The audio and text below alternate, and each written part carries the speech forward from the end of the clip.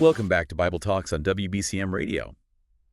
We're back for episode 24 of our series, and today we're going to be diving deep into Genesis 24. Specifically for you guys, or young adult listeners, this chapter is all about Isaac finding a wife, and it's got all sorts of interesting twists and turns. It's definitely more than just a love story, though. Right, for sure. Like, at its heart, it's really laying the groundwork for God's covenant to continue on through Abraham's descendants. Exactly. So we start off with Abraham, he's getting up there in years, and he wants to make sure Isaac's future is secure. Right. And a big part of that is who he marries. Big time. And he's really adamant that Isaac shouldn't marry a Canaanite woman. Yeah. This is huge for Abraham because he's so focused on keeping God's covenant strong, and marrying somebody outside their faith could jeopardize that. Yeah. So he calls his most trusted servant almost like chief of staff. And he makes him swear an oath. What do you think about this oath? It's like Abraham's pulling out all the stops. Yeah. This oath is powerful. Like, it really emphasizes how seriously Abraham has taken this whole mission. You know, for people back then, marriage wasn't just about romance, it was about family lines. Right. And preserving their faith. And, Abraham sending his servant all the way back to his homeland to find Isaac a wife really shows how committed he was to his roots. Yeah. And how much he wanted to honor God's covenant. Right. And that journey, 10 camels loaded with gifts, that's a whole caravan. Yeah. This wasn't just a quick trip to the corner store or something. No kidding. And what's really fascinating here is the effort Abraham puts in to finding the right wife for Isaac. He spared no expense. It shows how crucial this decision is to him. Right. And ultimately to God, because, Abraham just wants God's will to be done here. Yeah, absolutely.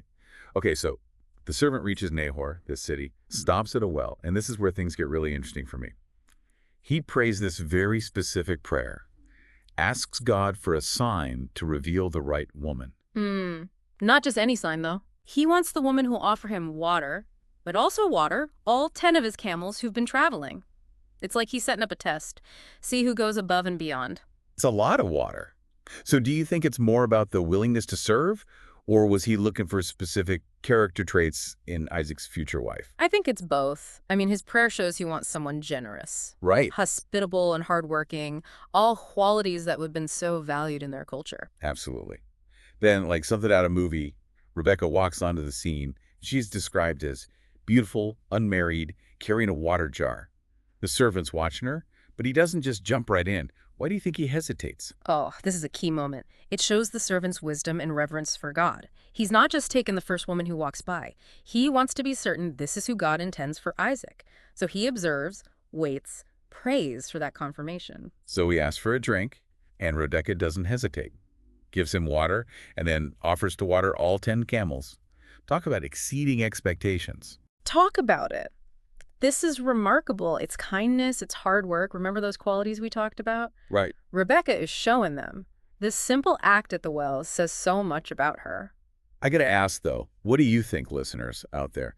Yeah. Do you think this was just a lucky coincidence, or was God orchestrating this meeting? I mean, the servant is overcome with joy. He gives Rebekah a gold nose ring and 2 gold bracelets. Whoa, right? Like an engagement present, showing his intentions. And his reaction is so powerful. He bows down, worships God, praising him for his faithfulness and guidance. Yeah. It's a beautiful moment of recognizing God's hand at work. Absolutely. Then Rebekah's brother, Laban, comes in, and those valuable gifts, well, I guess some things never change, right? He welcomes the servant and his men into their home. It's so true. And it's where we see those human dynamics play out. While the spiritual side is central, we're reminded that people are still people.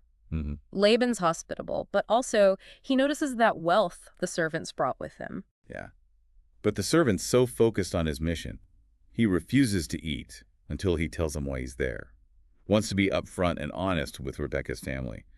What do you make of that approach? I think it speaks to his integrity. He respects Rebekah and her family. He's not trying to trick them or rush things. He gets how big this is and wants to be transparent about everything. So he lays it all out, tells the whole story, Abraham's instructions, the meeting at the well, like a detailed report back to headquarters. Exactly. And he really emphasizes that God's been guiding every step of the way.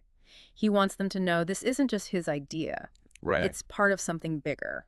And their reaction, it's amazing. Laban and Bethuel, Rebekah's father, they listen, and they acknowledge God's hand in it all. They even say, this is from the Lord. We can say nothing to you one way or the other. Like, They're a little awestruck, you know. It's beautiful. It's surrender to God's will. They recognize something extraordinary is happening and don't want to stand in the way, even if it means sending their daughter away.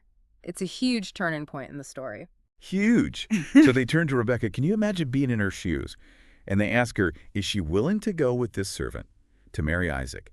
This is life-changing. It really is. And this is where Rebekah's faith shines through. Think about it. She's being asked to leave her family, her home, everything she knows. Right. To travel to a distant land and marry a man she's never even met. And her answer, simple, but so powerful, I will go. What incredible courage and trust in God's plan.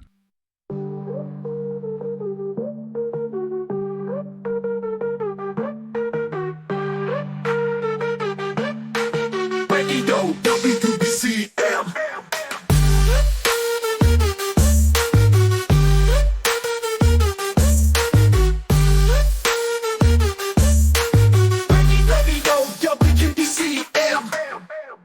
Welcome back to Bible Talks on WBCM Radio. We're continuing our journey through Genesis 24, and if you remember, we left off with Rebekah. Well, she was about to embark on this huge, life-changing adventure. It's a big leap of faith, right? Leaving her family behind and travel to this foreign land and marry a guy she's never even met. Talk about trusting in God. It really is. And the story keeps going, shifting the focus now to Isaac, who's living in the Negev. We find him out in a field one evening, meditating. You know, that detail about Isaac meditating always stood out to me. Kind of suggests I don't know, maybe a contemplative spiritual side to him, would you say? Oh, absolutely. He's clearly a man of faith, seeking solitude and connection with God. I can almost picture him there, in deep thought, reflecting, praying. And then as he's meditating, he looks up and sees camels approaching. Can you imagine? The anticipation, the curiosity. Oh, it's such a pivotal moment. All this buildup has been leading to this. Right. Meanwhile, Rebekah spots Isaac and asks the servant, who's that man in the field coming towards us? It's a simple question, but it shows her awareness and her interest in this man she's going to marry. I mean, you can sense a bit of intrigue there, right? Like she wants to know more. And the servant replies, he is my master. Short and to the point, letting her know this is Isaac, the guy she's traveled all this way for. Yep. And what happens next is so interesting. Rebekah takes her veil and covers herself. It's subtle, but really meaningful. Now, I've always wondered about that veil. What was the significance of that, especially back then? In their culture, a woman veiling herself before a man was a sign of respect, modesty, but there's also a sense of anticipation there, adding a bit of mystery to their first meeting. It's like a visual representation of how big this moment is, right? Yeah. Two lives brought together by God, about to meet face to face. Exactly. And then the servant, always the diligent messenger, he tells Isaac everything. Abraham's instructions, the miracle at the well, Rebekah's yes. He doesn't leave anything out. Got to be transparent, especially in a situation like this. Isaac needed to know the whole story. It really speaks to the servant's character that he shared every detail. Oh, for sure. And Isaac's response, it says, Isaac brought her into the tent of his mother Sarah and took Rebekah as his wife.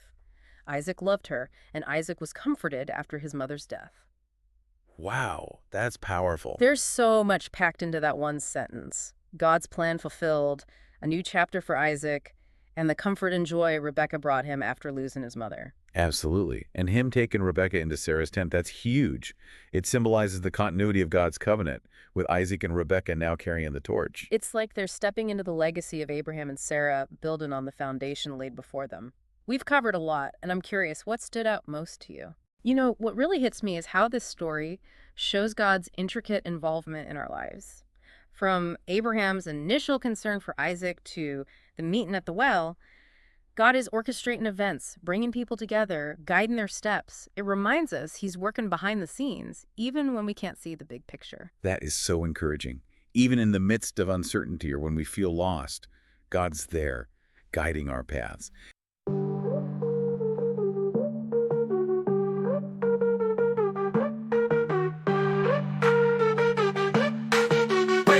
WBCM.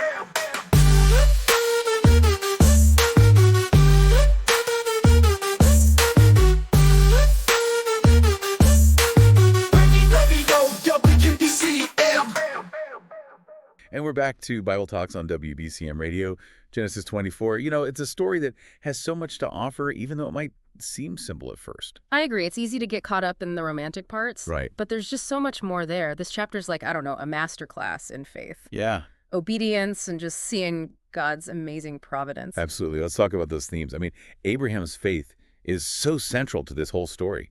He's willing to send his son, his most trusted servant, on this journey with no guaranteed outcome, all because he trusts God's promises. And the servant's faith is incredible too, right? Yeah. He follows Abraham's instructions, but he's also always seeking God's guidance through prayer. He's not just blindly following orders. Right. He's actively engaging with God the whole way. And then there's Rebekah. Talk about courage and faith. She agrees to leave her family, travel to this foreign land. That yes to God's plan is so inspiring. It makes me think, like, am I that willing to step outside my comfort zone when God calls? That's a challenge for all of us, isn't it? To trust God enough to let go of the familiar, embrace the unknown. But Rebekah's story really shows us when we surrender to his will, even when it's scary, he can do amazing things. One thing that gets me every time is how God provides every step of the way in this story. From that meeting at the well to the hospitality of Rebekah's family, it's like he's orchestrating every single detail. It reminds us that we serve a God who sees the bigger picture. He's actively involved in our lives. Yeah, Even when things seem random or just a coincidence, he's working behind the scenes. absolutely. This chapter also highlights family and lineage, especially in the context of God's covenant with Abraham, right? I mean, his insistence on finding a wife for Isaac from his own people, it shows his commitment to preserving his family's faith, their heritage. And those blessings that Rebekah's family give her, they underscore those family bonds. That passing down of faith from one generation to the next reminds us we're part of something bigger, connected to those who came before us and those who will come after us. So, wrapping up our deep dive into Genesis 24, what are some key takeaways for our listeners today? How can we apply this to our lives? Well, I think it challenges us to think about how we're seeking God's guidance in our own lives, especially the big decisions that shape our future. Are we praying like the servant, asking for clear signs for direction? Right. Are we open to following even when it takes us out of our comfort zones? It also encourages us to remember that God provides, just like he did for Abraham, Isaac, and Rebekah. He cares for us, guides us, and is working things out for our good. Genesis 24, it's a story about faith, obedience, and trust in God's plan. A reminder that he's at work even when we can't see it. This has been Bible Talks on WBCM Radio. We hope you enjoyed this deep dive into Genesis 24 with us. And don't forget, you can find us on YouTube at www.youtube.com/@RadioWBCM for more Bible studies and faith-based content. Make sure you like, share, and subscribe so you can stay up to date on all our newest releases. And until next time, May God bless you. and keep you